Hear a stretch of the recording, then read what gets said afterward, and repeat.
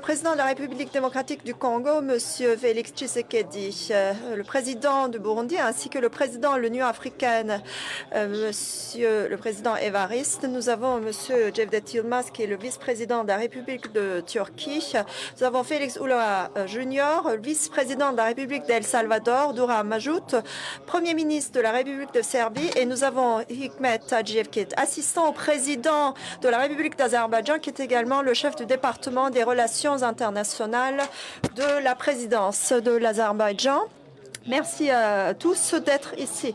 Vice-président Yilmaz, puisque vous êtes l'hôte, ou bien le vice-président du pays hôte de ce forum de diplomatie d'Antalya, veuillez s'il vous plaît en 3-4 minutes nous donner vos remarques introductives, comment vous comprenez l'appropriation régionale dans le monde actuel, et s'il vous plaît, vous devez appuyer sur les boutons pour allumer le microphone et ensuite l'éteindre. Merci beaucoup. J'aimerais d'abord souhaiter la bienvenue à tous nos invités. Nous sommes très heureux de vous accueillir ici à Antalya, dans notre pays. Nous espérons que cette interaction, que cet événement important contribueront à la paix et à la sécurité dans le monde et dans les régions concernées. Vous l'avez dit, nous sommes en train de passer par une transformation. Les règles internationales, les institutions sont en train de s'affaiblir et l'ordre que nous héritons de la période après-guerre est en train d'être transformé. Mais politiquement et aussi économiquement, il y a un nouvel équilibre de la production économique, des relations commerciales, mais il y a aussi des tensions géopolitiques croissantes. Nous le voyons bien, n'est-ce pas, clairement dans notre région en particulier. Et dans ce cadre-là, dans cette période de transition, les risques sont élevés, les défis sont importants, mais il y a aussi des opportunités intéressantes, de nouvelles façons d'assurer la sécurité, le bien-être et la prospérité de nos peuples. Dans ce contexte, je pense que la coopération bilatérale et régionale relève d'une plus grande importance. Cette coopération a toujours été importante, mais en ces périodes de turbulence où il n'y a pas d'ordre au niveau mondial, ces coopérations bilatérales et régionales revêtent une plus grande importance. La Turquie, bien sûr, a toujours donné la priorité à la diplomatie et a préféré la diplomatie au conflit. Et on a toujours misé sur la stabilité et non pas l'instabilité et l'insécurité. C'est pourquoi nous faisons partie d'ailleurs de plusieurs blocs de coopération régionale. D'une part, nous faisons partie de l'OTAN, nous sommes aussi pays candidat pour l'UE. Nous sommes d'autre part en quête de nouvelles organisations régionales comme l'Organisation des États turciques. Aussi, nous voulons plus de coopération entre les pays islamiques et nous voulons aussi renforcer les nouvelles structures régionales sécuritaires. En ces temps turbulents, le leadership, bien sûr, est crucial. Les leaders ont toujours été importants, mais en ces périodes de turbulence, les leaders sont d'autant plus importants, si je puis le dire, et c'est pourquoi notre président, d'ailleurs, fait appel pour un ordre mondial plus juste, plus équitable et qui soit plus objectif pour nous tous. Nous devons avoir deux objectifs simultanément.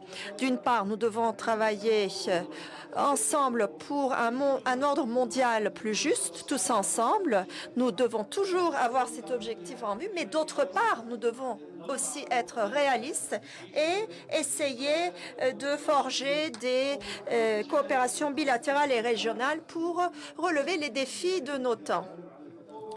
La Turquie a toujours soutenu le dialogue, la diplomatie et à la place des conflits.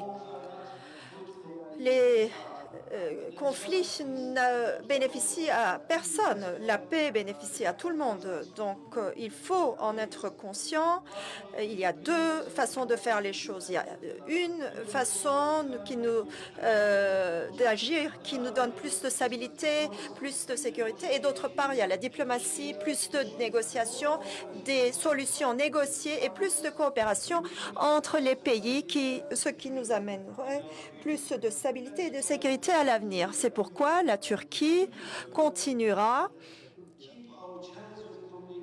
de garder toutes les chaînes de communication ouvertes avec les partis et d'avoir une coopération avec les États africains, asiatiques, les pays d'Amérique latine et essayer de nous faire entendre là où on peut pour essayer de renforcer le bien-être de notre peuple et de contribuer à la sécurité mondiale. C'est pourquoi je pense que cet ADF est organisé à un moment opportun et pertinent du monde. Nous ne devons d'ailleurs pas perdre notre espoir pour un meilleur avenir.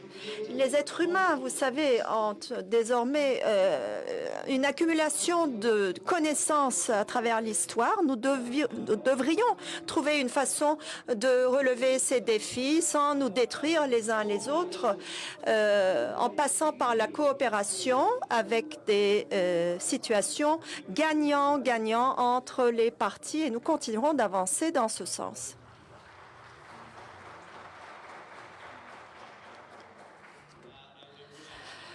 Ce sera très intéressant de vous entendre sur cela.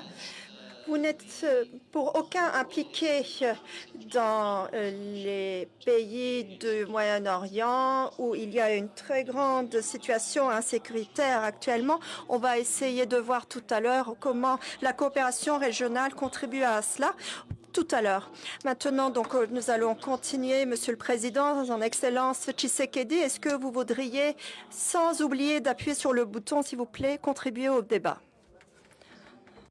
Avant toute chose, j'aimerais saluer et remercier le président Recep Tayyip Erdogan pour son invitation, mais aussi le féliciter pour cette initiative que je trouve opportune et vraiment importante à ce stade de la vie diplomatique en ce moment dans le monde.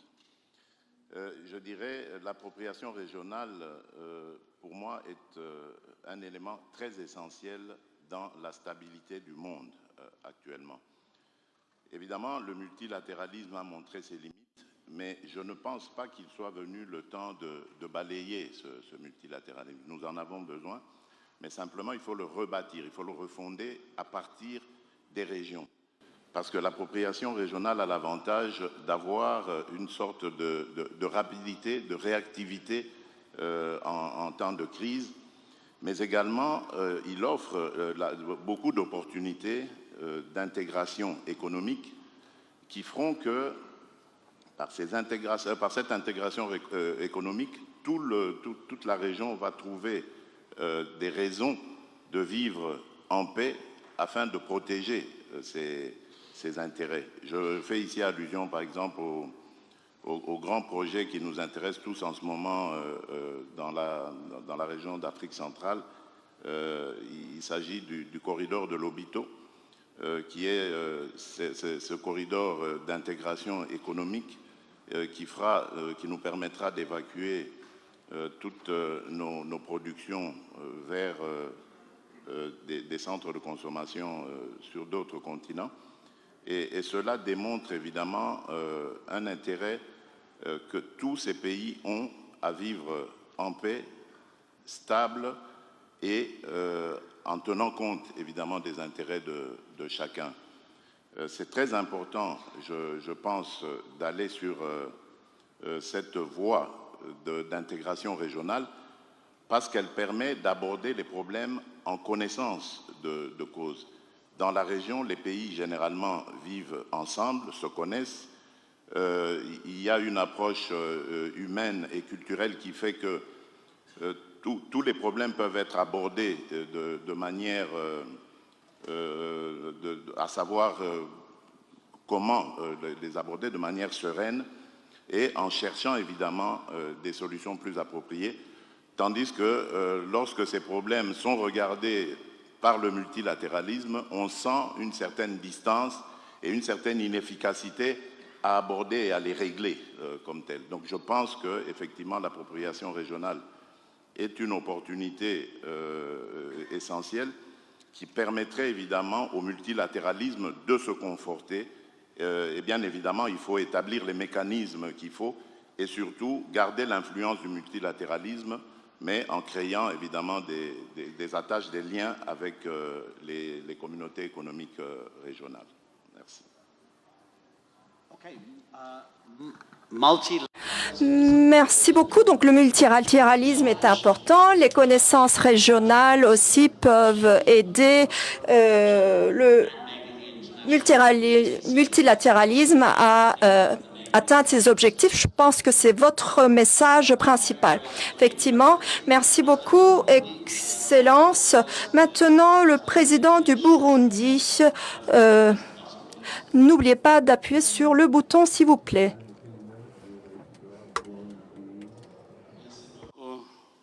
D'abord, je voudrais me joindre aux autres pour remercier le président Erdogan qui a bien organisé ce forum, un forum très important pour échanger sur les défis du moment. Nous parlons beaucoup du multilatéralisme, nous parlons de la gouvernance mondiale, parce qu'effectivement, le monde commence à sentir qu'il y a dislocation au niveau de la communauté mondiale. C'est pour cela qu'on commence à revoir nos origines. Parce que je considère que la communauté internationale, c'est comme une famille qui est fondée. Même dans une famille, le mari et son épouse doivent vivre en commun. Et s'il y a des problèmes qui causent des divorces, il doit y avoir un mécanisme, soit d'assumer le divorce, soit de les unir. Aujourd'hui, alors, on commence à voir comment cette communauté mondiale s'est créée afin de les renforcer. Toujours d'abord des États membres de cette communauté internationale qui se sont engagés à vivre ensemble, à se coaliser. Mais vous savez, quand vous voulez une vraie unité, il faut que chacun s'assure qu'il est bien tenu. Être bien tenu, c'est-à-dire, je peux tenir celui-ci de gauche par ma main gauche, lui, il me tient par sa main droite. Je tiens l'autre comme ça. Alors, si je suis rassuré que je suis tenu de tous côtés, je me sens bien, je suis debout. Mais quand il y a quelqu'un qui lâche, effectivement, ça se disloque. Or, pour aussi, moi, me rassurer que l'autre est joué à moi, il faut qu'on s'entende avec celui-ci. Donc, en fait de compte, il y a des moments où je ne contrôle pas ceux qui sont loin. Il faut cette gouvernance mondiale pour nous coordonner. Alors, si l'un des membres décide de lâcher la main, il y a un problème. Parce que cette communauté internationale, cette gouvernance internationale vient quand il y a l'unité. Parce que l'ONU, par exemple, l'ONU n'est pas une nation, n'est pas un État, mais c'est l'ensemble des États. Si alors les États ne s'entendent plus, sont disloqués, c'est-à-dire la société est disloquée, et vous commencez à sentir que la gouvernance mondiale commence à connaître des failles. Alors, où est-ce qu'on va pour résoudre ce problème? Il faut commencer par les origines. Les États qui s'unissent entre eux au niveau régional. Il faut que dans la région, nous soyons coordonnés parce que c'est facile.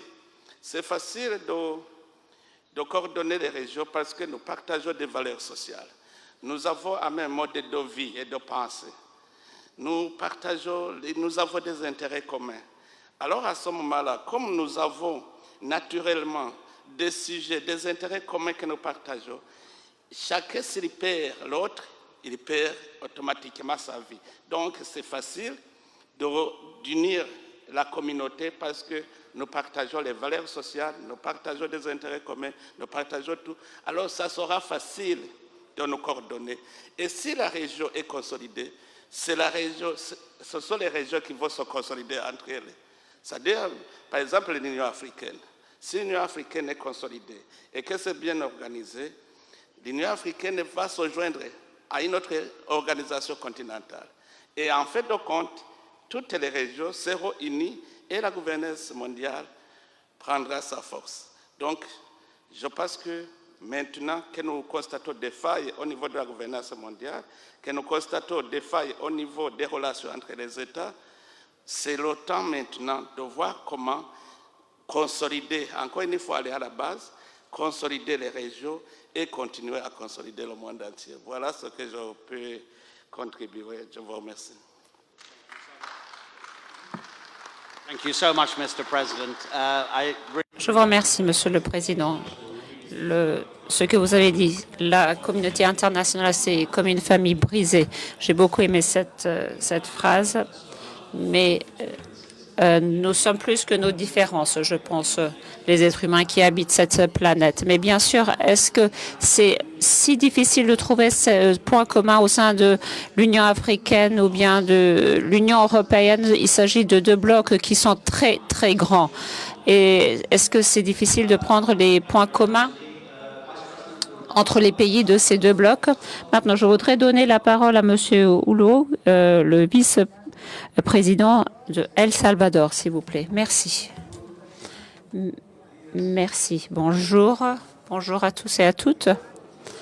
Au nom de mon peuple et au nom de mon gouvernement, nous voudrions remercier la présidence de la République de Turquie ainsi que le vice-président qui est parmi nous de nous avoir accueillis. Tout d'abord, une remarque que je voudrais faire.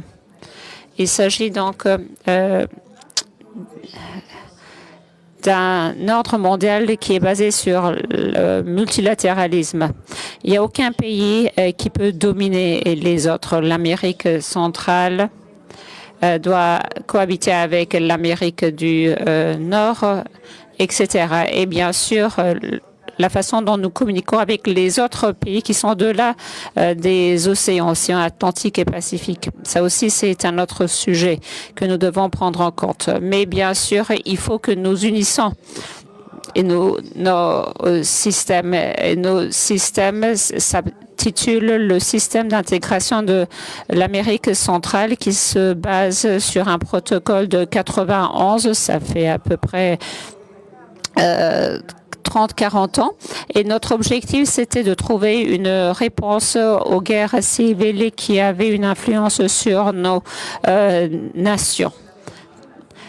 Parce qu'à cette époque, c'était toujours l'époque de la guerre froide. Il y avait l'Est et l'Ouest. Et mon génération, nous avons vécu donc cette conflits idéologiques et politiques, ainsi que la guerre froide a mis en place des obstacles différents pour l'humanité, comme l'immigration, le changement climatique, ainsi que les crimes organisés à l'échelle internationale. Mais l'objectif, c'est de travailler ensemble pour surmonter ces obstacles. C'est pour ceci que nous avons créé ce système d'intégration pour l'Amérique centrale. L'objectif, c'est aussi de mettre en œuvre une intégration culturelle, historique, au-delà de l'intégration économique et politique. Ce que nous voulons, c'est de tirer les bénéfices nécessaires pour notre population. Jusqu'à présent, ce système a à peu près 60 millions d'habitants, inclus 60 millions d'habitants, avec 500 000 kilomètres carrés comme superficie et qui inclut 8 nations. La République dominicaine s'est intégrée à ce système il y a quelques années. C'est un projet régional qui avait pour but de trouver donc une réponse, une solution à ce challenge de multilatéralisme. Nous savons tous qu'après la Seconde Guerre mondiale, les Nations Unies comme modèle a été créé pour nous montrer comment les nations peuvent donc combler les lacunes qui existaient avant la guerre. Mais il faut aussi réfléchir sur le point suivant. Comment est-ce que ce multilatéralisme mondial existe toujours et comment ça existe? les guerres contemporaines nous démontrent que le monde est en plein incendie. Nous ne pouvons pas prévenir cet incendie. C'est pour ceci que nous devons travailler au moins, essayer de guérir les blessures de cette guerre, que ce soit les guerres à l'échelle internationale, les conflits civils. Les Nations unies ont le mandat de résoudre ces conflits. El Salvador était un exemple d'une des opérations pour le maintien de la paix menées par les Nations unies.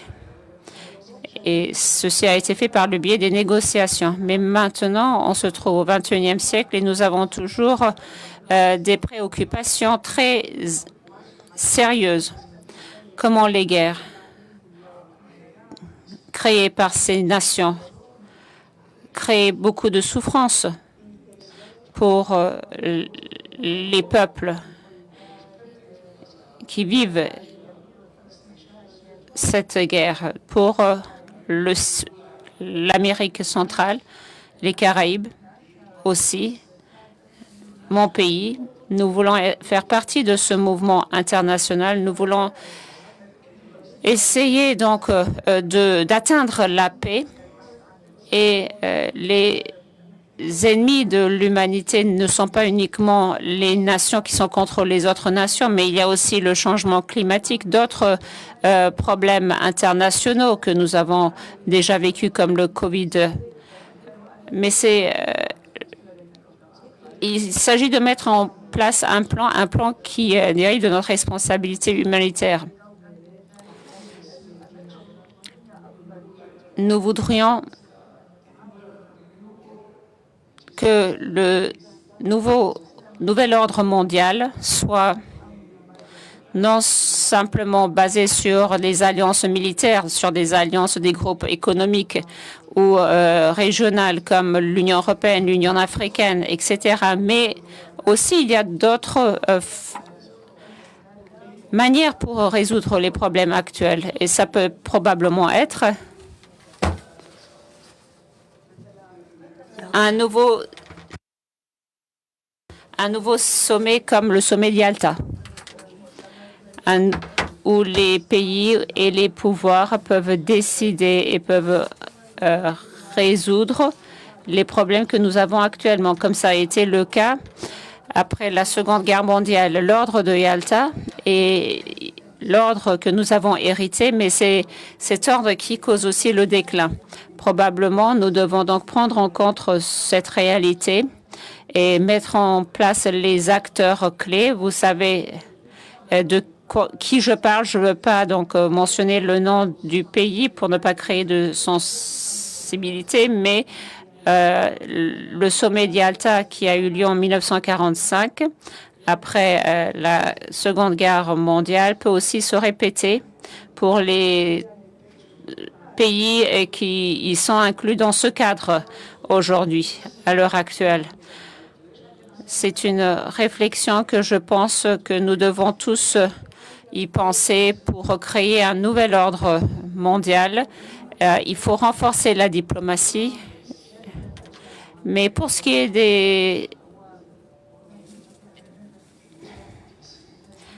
des pouvoirs, je pense que nous devons mettre en avant les besoins de l'humanité.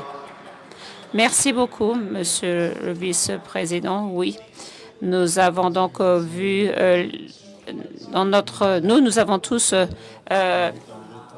témoigné les guerres de votre région et c'était très intéressant donc de voir comment vous avez pu avoir ce leadership pour sauver votre pays. Ce système que vous avez mentionné donne beaucoup de décisions pour les pays qui ont des problèmes avec leurs partenaires régionaux. Monsieur Majout, le Premier ministre de la Serbie, je vous donne la parole. Merci beaucoup. Tout d'abord, je voudrais remercier Monsieur le Président Recep Tayyip Erdogan d'avoir organiser ce forum et de nous accueillir ici, un forum très important qui couvre toutes les régions du monde et qui essaie de mettre en avant une approche générale pour les communautés mondiales. Les efforts doivent être menés en conformité avec la loi internationale, bien sûr. Moi, je viens de cette région. Nous avons eu beaucoup de problèmes tout au long de notre histoire. Un pays qui était toujours du côté de la neutralité. C'est pour ceci que nous essayons de la maintenir à tout prix. C'est la politique de notre pays, de notre gouvernement, et c'est aussi la stratégie de mon pays. Les idées régionales, les intérêts régionaux augmentent de jour en jour. Nous avons beaucoup d'obstacles qui sont directement liés à la situation internationale, les conflits qui soudainement éclatent dans certaines régions du monde. En Europe du Sud-Est, là où se trouve mon pays, ainsi que la région de la Méditerranée, peut être le meilleur exemple de réintégration, mais bien sûr selon les règles de la loi internationale et selon les règles de la charte onusienne. Tout doit être mis en place. C'est ainsi que nous devons nous positionner et échanger nos idées. C'est très important de souligner ce fait. L'intégration de cette région est une région qui est très active tout au long de l'histoire. Ça a été le cas. Les unions régionales des pays jouent un rôle important et je pense que l'avenir de mon pays se trouve au sein de l'Union européenne. Stratégiquement, nous sommes partie de cette union, mais il faut aussi suivre l'ordre international.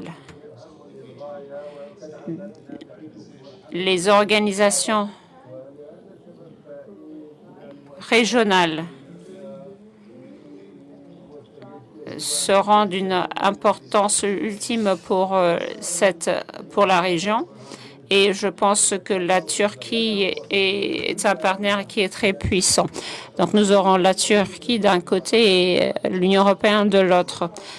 Dans cette partie du monde, c'est très, très important pour avoir des organisations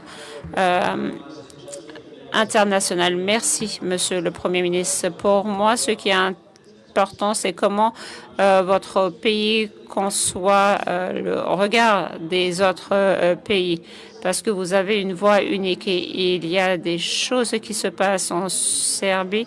Et si ces mêmes mouvements existaient au sein de l'Union européenne, je pense que les pays feront plus attention. Mais le monde dans lequel nous vivons est basé sur le compromis. Ahmet Hacıya du ministère des Affaires étrangères de l'Azerbaïdjan. Je vous cède la parole, monsieur. Merci. Tout d'abord, je voudrais remercier à la République de Turquie pour l'organisation de ce forum à l'heure actuelle où nous faisons tous face à de grands obstacles. Ce que veut dire l'appropriation régionale pour notre pays. Pour nous, ce concept vient tout d'abord d'idées de l'appartenance aux idées ainsi qu'aux obstacles régionaux. Il ne s'agit pas d'exposer ou d'imposer des solutions à nos partenaires. Nous devons d'abord mettre en place notre propre ordre dans notre région pour que nous puissions donc mettre en œuvre cette idée ou ce sentiment d'appartenance. De l'autre côté, ce sentiment d'appartenance est un élément très important. Il s'agit donc de partager les responsabilités qui nous incombent. Nous essayons aussi de travailler avec nos pays frères et sœurs de la région qui doit mettre en place, bien sûr, une coopération régionale. C'est ainsi que nous pouvons réaliser notre mission d'appartenance. Comment mettre en œuvre la diplomatie et le dialogue par le biais de différentes méthodes, comme des méthodes multilatérales, trilatérales, etc. Chaque pays, pour chaque région, la sécurité a une importance vitale. Pour notre région, la coopération bilatérale entre la Turquie et l'Azerbaïdjan, c'est une base très importante pour assurer la sûreté et la sécurité de notre région. Les leaders de ces deux pays ont institutionnalisé leurs relations par le biais du sommet de Choucha. Nous avons transformé la coopération bilatérale à une coopération trilatérale en mettant en avant ce sentiment d'appartenance. Par exemple, la coopération entre la Géorgie et la Turquie, entre la Géorgie et l'Azerbaïdjan, ainsi que d'autres pays de cette région au niveau pratique qui nous démontre que cette relation entre différents pays joue un rôle important. Il y a aussi les domaines thématiques de cette coopération. Par exemple, la coopération pour le domaine de l'énergie. Il faut absolument assurer la sécurité énergétique de notre région et les ressources de la mer Caspienne par le biais de pipelines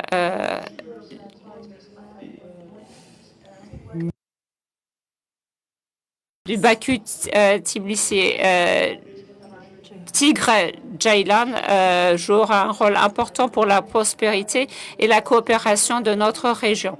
Et je pense qu'au-delà de tout le conflit et la résolution du conflit entre l'Arménie et l'Azerbaïdjan a démontré aussi que le leadership jouera un rôle important pour la résolution des conflits. L'Azerbaïdjan, d'une manière unique, a montré à utiliser ses moyens politiques et militaires pour la résolution de ce conflit.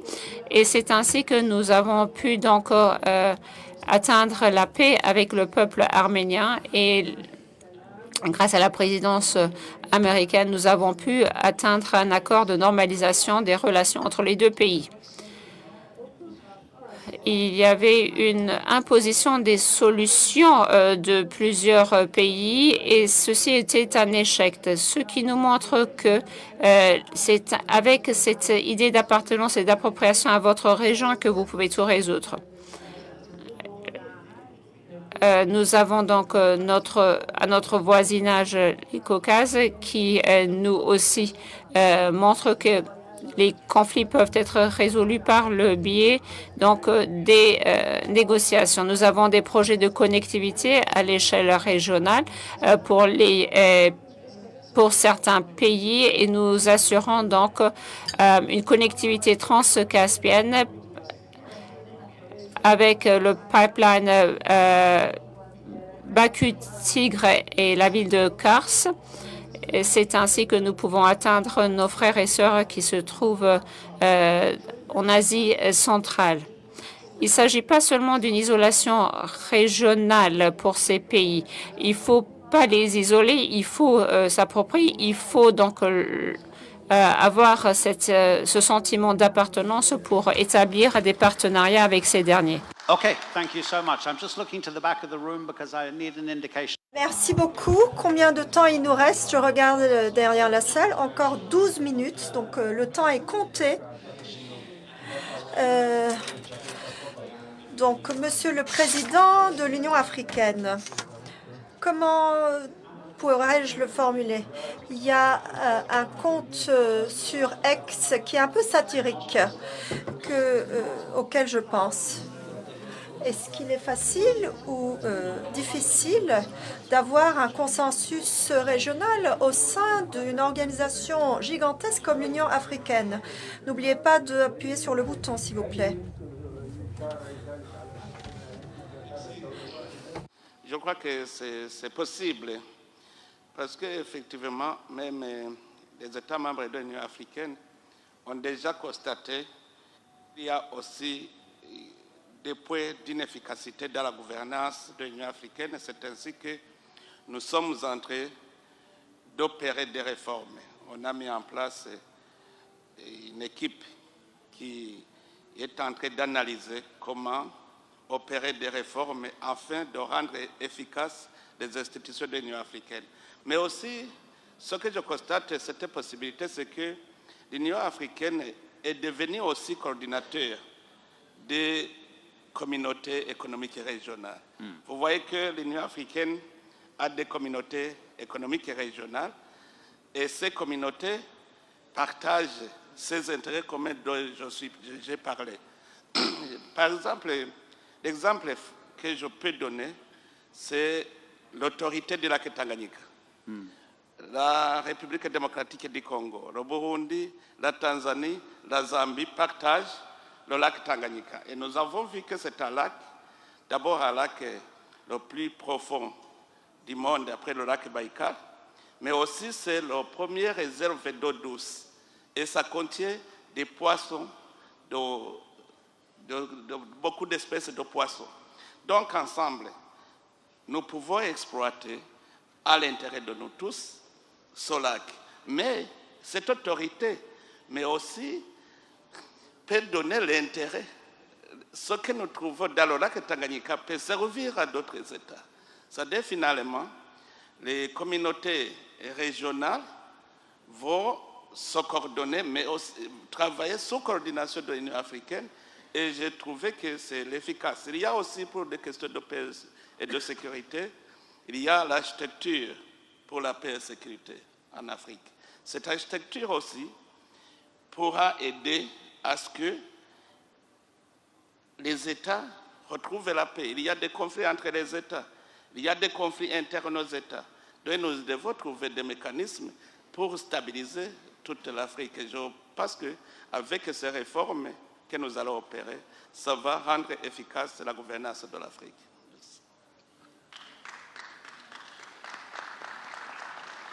President Tshisekedi. Président Tshisekedi, vous voulez contribuer? Merci.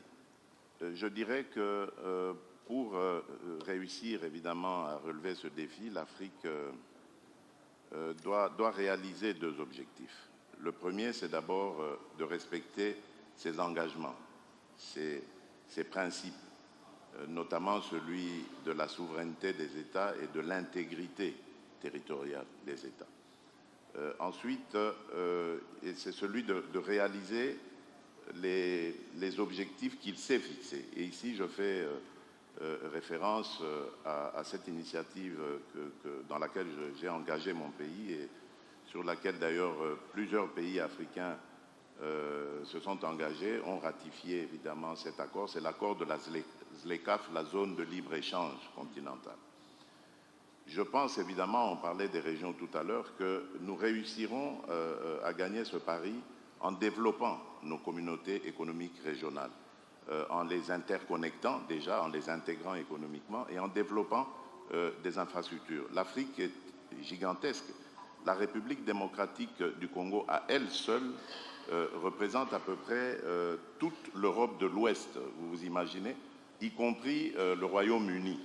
Donc, c'est une grande superficie qui a 9 voisins et nous devons donc réussir à intégrer tout cela en développant justement des projets intégrateurs structurants qui vont nous permettre à la fois de nous interconnecter, je l'ai dit, mais également de développer de la richesse par la transformation évidemment locale et de l'Afrique. Le grand avantage que j'ai toujours dit que nous avons, la plus grande ressource que nous avons par rapport aux autres États du monde, aux autres régions du monde, c'est la ressource humaine.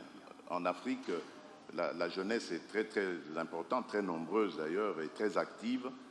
Nous devons ici réussir à l'encadrer, à la former et à la préparer aux défis à venir.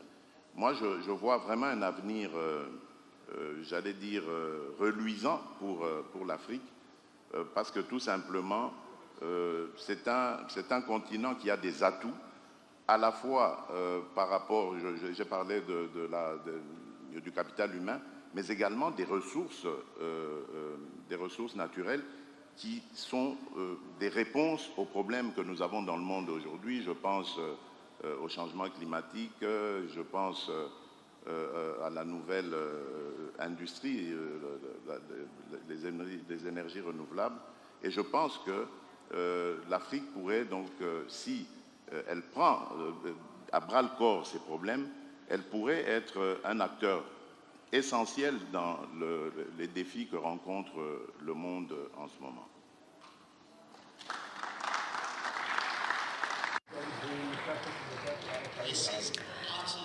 Exactement. Critique. Les ressources humaines, les ressources naturelles dont dispose l'Afrique sont cruciales et d'ailleurs, c'est ce que désire le monde extérieur et donc il sera critique que l'Afrique s'approprie de ces ressources et cela sera essentiel pour l'avenir du continent.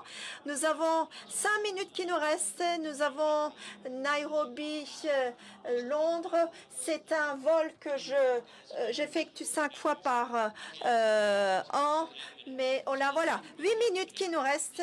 Si on peut, cette question pour les deux pays qui sont en dehors de l'UE, mais qui pourraient faire partie de l'UE, donc le vice-président de la Turquie et le premier ministre de la République de Serbie.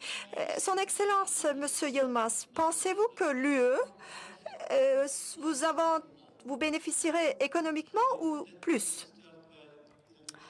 Alors déjà, j'aimerais commencer par souligner que être indépendant ne signifie pas d'être isolé.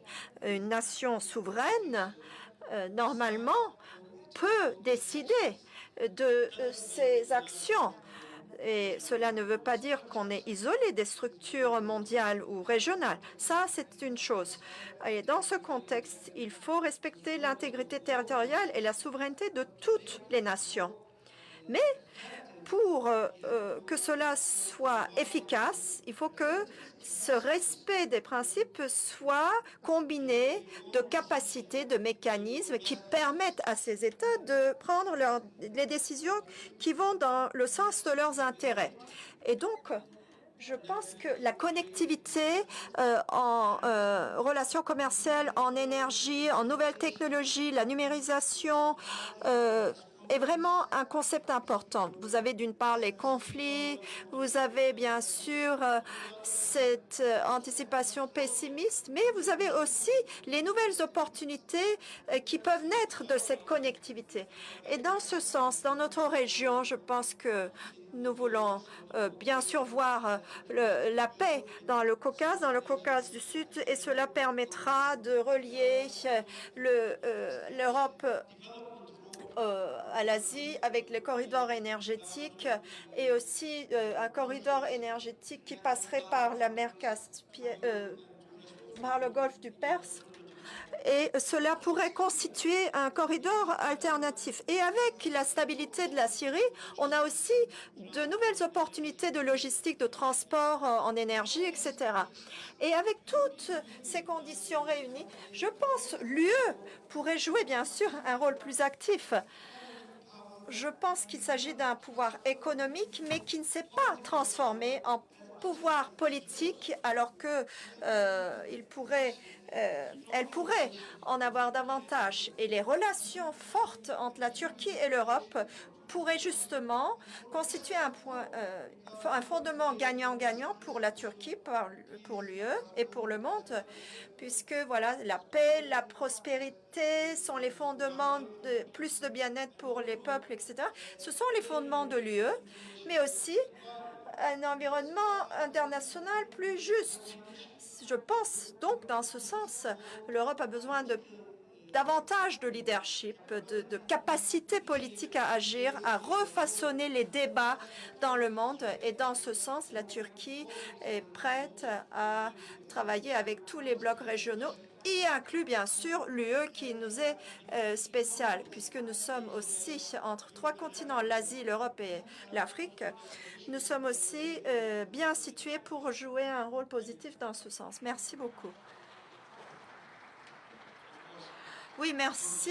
La Turquie, bien sûr, est déjà dans l'union douanière avec l'Union européenne. Il y aurait déjà un moyen d'avoir une appropriation régionale sans subjugation de vos intérêts nationaux pour un avantage plus large. Monsieur Maxoud, comment vous évaluez votre adhésion probable à l'UE? Est-ce qu'il y a beaucoup d'avantages et aussi concernant l'avantage sécuritaire? Cela vient aussi avec la stabilité économique.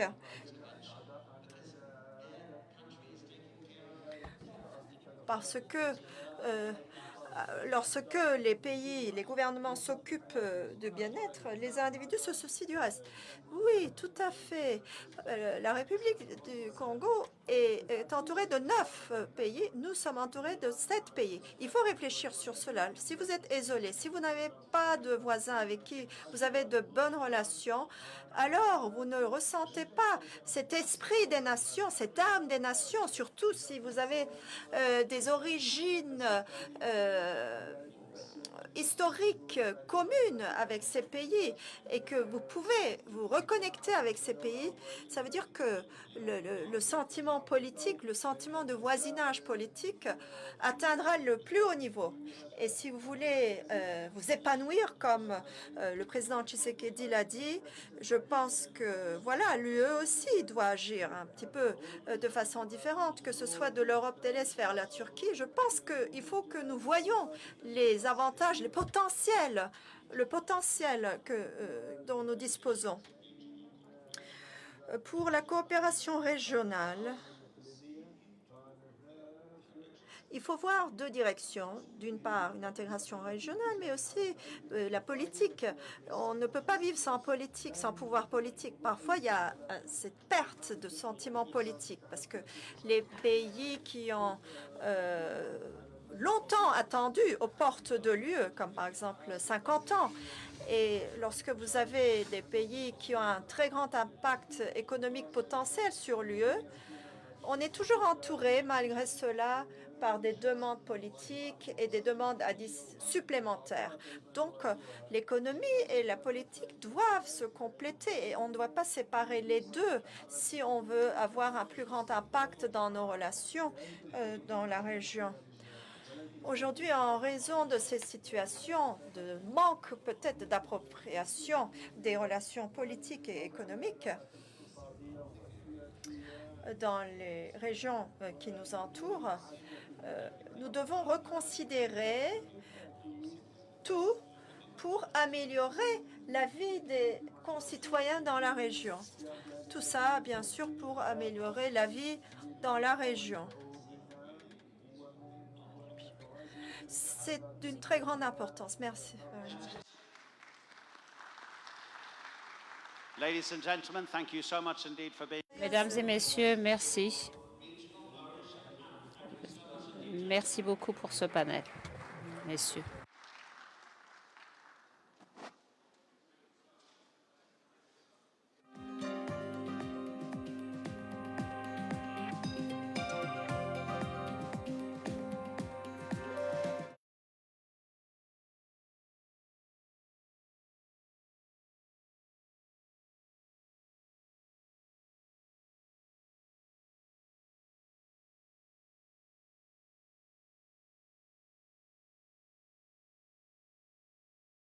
Du Congo, Félix-Antoine Tshisekedi Tshilombo, qui a pris part au panel des leaders dont le thème était « Rôle de l'appropriation régionale dans un monde en transformation ».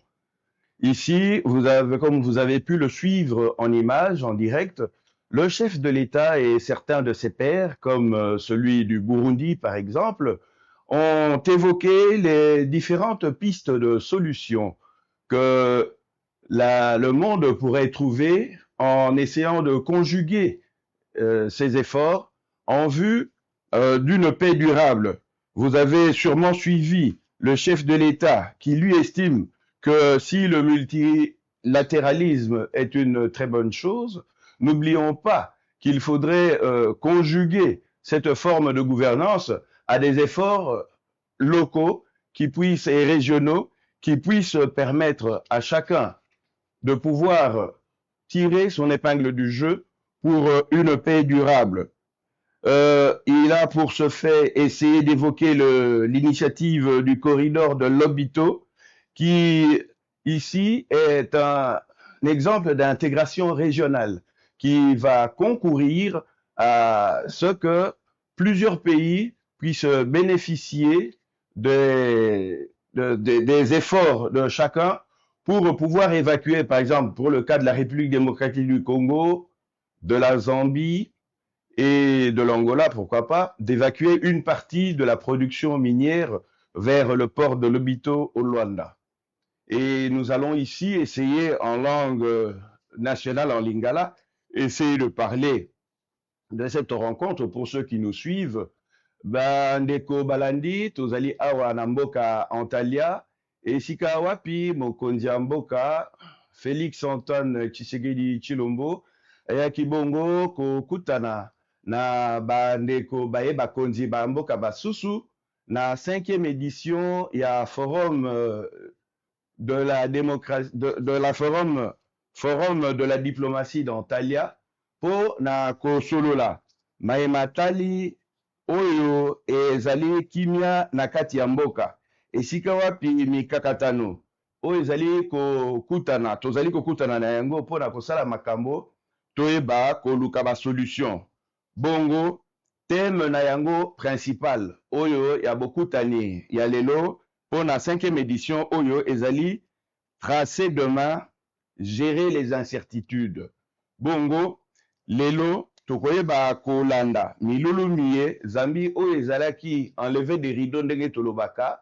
ya bokutani ya bato banso nde milulu miye mikofungwama solo dans quelques minutes pe bokolanda ndenge nini mokonzi akoyeba komema mongongo to kopesa oyo ezali point de vue vision ya République démocratique du Congo oboso bwa bae bazali kati na makita maye bazali plus de 5000 participants pe bazali kati ya bato bauti kati ya mboka 150 pays ya ekolo mobimba zambi oyo ezali bokutani boko boye bozali kosala te baye bazali koluka kimia baye bazali koluka bomoko pe boyokani onte ya molongo mobimba bazali kokutana bongo na Antalya na tina ya koluka nzela ya kokokisa mikano ya ekolo na ekolo pe ya molongo mobimba. Chers téléspectateurs, tous ceux qui nous suivent en ce moment, nous sommes ici à Antalya où se tient le 5e forum, la 5e édition du forum de la diplomatie d'Antalya. Ce forum se veut une plateforme de démocratie directe, je dirais. C'est un forum qui aimerait directement trouver une plateforme pour une diplomatie concrète. Nous savons tous que lorsqu'il y a différents conflits ici sur la planète, après les conflits, tout se règle souvent au niveau des négociations. Eh bien ici, en Turquie, l'initiateur de ce forum avait donc prévu, il y a de cela 5 ans, de commencer directement par les pourparlers, les négociations, pour non seulement prévenir les conflits, mais aussi apporter des solutions à ceux qui existent déjà. Donc, pour cette première édition, pour cette 5e édition, nous savons que nous allons parler de tracer l'avenir, nous allons tracer l'avenir, et pour tracer l'avenir, il faut trouver les différentes voies et moyens pour pouvoir y parvenir. Les moyens de coopération bilatérale et multilatérale et tous les instruments qui sont prévus et programmés par la Charte des Nations Unies et tous les documents des organisations régionales et sous-régionales qui pourraient permettre de trouver des solutions aux différents problèmes qui se posent à travers la planète. Nous sommes ici aujourd'hui à Antalya. Demain, donc l'année prochaine, nous aurons une autre édition, puisque nous avons déjà dit que les premières éditions avaient parlé des différents conflits, ceux de l'Ukraine, qui oppose la Russie à l'Ukraine, celle du Caucase du Sud. Et aujourd'hui, je pense que ce sera l'occasion de parler d'autres conflits comme celui qui se passe aujourd'hui au Moyen-Orient et qui oppose les États-Unis et Israël à l'État d'Iran. N'oublions pas non plus le conflit qui se passe, tous les tiraillements qui se passent à travers notre continent africain. Vous avez suivi qu'en plus du président de la République, son homologue du Burundi a aussi pris part à ces assises.